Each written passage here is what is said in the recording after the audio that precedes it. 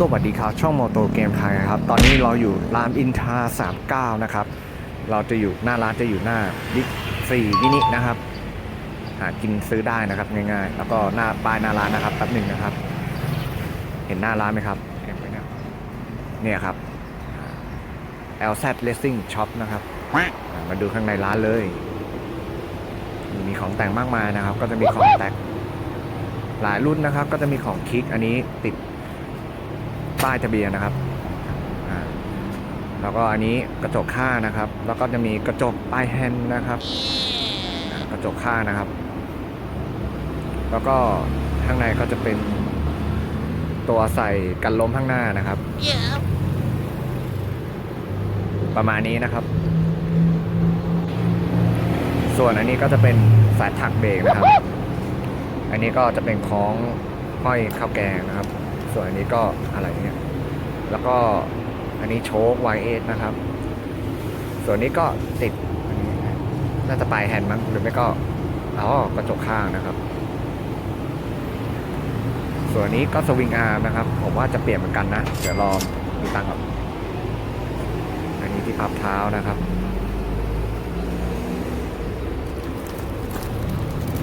อันนี้ก็จะเป็นที่เหยียบเท้านะครับ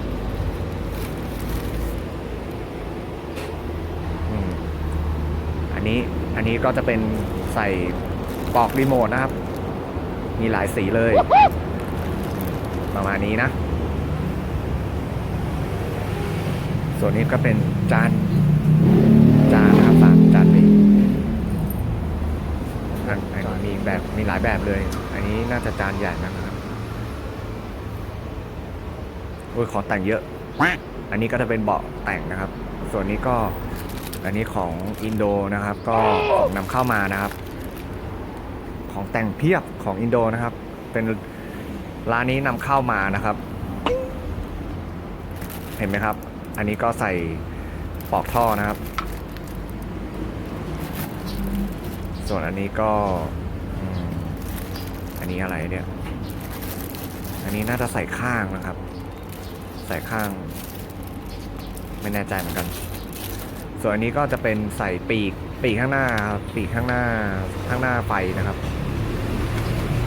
ส่วนนี้ก็ประกับแผ่นนะครับของ CBR 650นะครับแล้วก็อะไรอีกอะอันนี้น่าจะเป็นกระจกข้างส่วนอันนี้ก็จะเป็นกรองอากาศนะครับที่ใส่น่าจะเป็นตัวของคิก125นะคิก150ยังไม่เห็นเลยมีแต่125ส่วนอันนี้ก็เบรกมือนะครับส่วนนี้ก็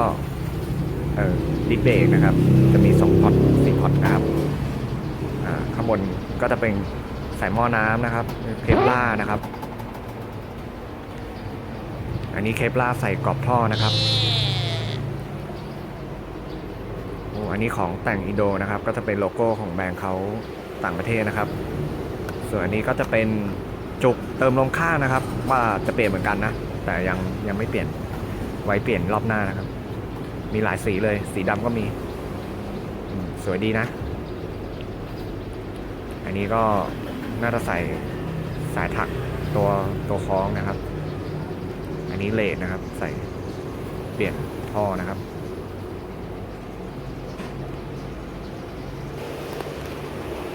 อันนี้สวิงอาร์มเดิมแล้วก็อันนี้สวิงอาร์มสีน้ำเงินส่วนอันนี้ก็จะเป็นของแต่งน่าจะใช่มั้งอันนี้อะไรเนี่ยอันนี้น่าจะเป็นแต่งปลายท่อมั้งส่วนนี้ก็นี่กรอบคิก150นะครับอันนี้นะครับผลที่จะเปลี่ยนวันนี้นะครับจะเป็นติดเรือนไม้นะครับเดี๋ยววันนี้ติดแน่สีส้มอันเดียวด้วยมันราคาเท่าไหร่ครับ400ครับรวม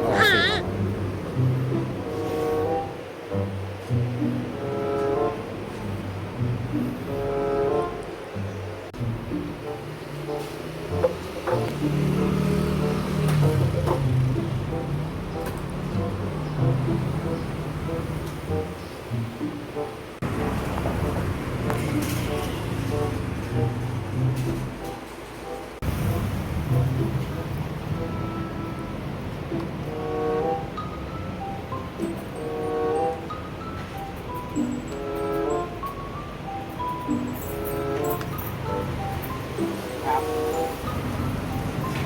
เองได้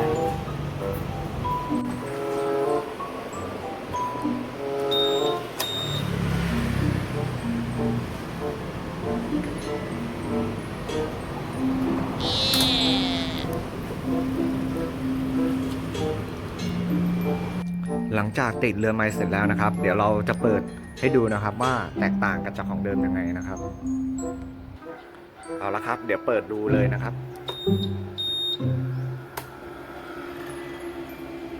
เห็นไหมครับ สีสันเปลี่ยนไปเยอะเลยครับเดิมมันเป็นสีฟ้านะครับ อันนี้สีสันมากเลยครับสีแดงสีเหลืองสีฟ้าขอบนะครับ ไฟเวลานะครับ ตัวเลขสีเหลืองนะครับ ใช้ได้ปกตินะครับไม่มีปัญหาอะไรนะครับให้ดูนะครับว่าเป็นอย่างนี้นะครับ เห็นไหมเอ่ยนะครับ สีสันสวยงามมาก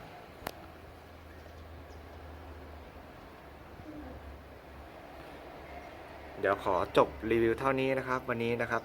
ติดตั้งเรือนไม้นะครับ สีสันเลยนะครับก็จะเป็นสติกเกอร์ของนำเข้าอินโดนะครับวันนี้นะครับขอจบเท่านี้ก่อนนะครับอย่าลืมกดไลค์กดแชร์กดติดตามนะครับใครที่รับชม